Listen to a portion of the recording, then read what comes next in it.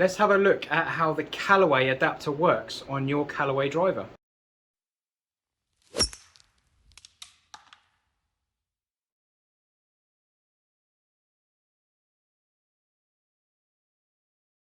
Now what do I do with these things? Let's have a look. So you might have a tool similar to this where it goes into the head of your driver and you can undo and tighten your driver shaft into the club head, much like this one. So here we've got a Callaway Epic Flash, and the Callaway drivers have been quite consistent over time. We go back quite a few models before it changed, but they've been consistent for quite a while. Now on the Callaway driver, there is a little line just on this adapter here. So there's a small line just here, and we want that to be lined up with this line on the club head at all times.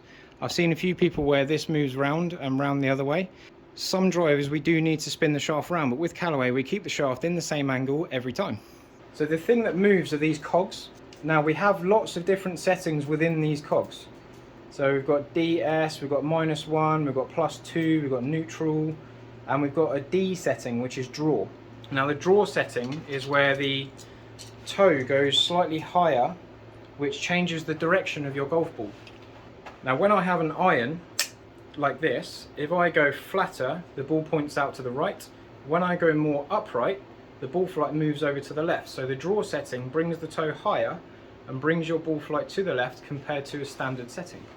Maybe take a picture of the setting that you have at the start, just so you've got a basis to go back to if you don't quite enjoy what you changed it to and you can't remember where you started.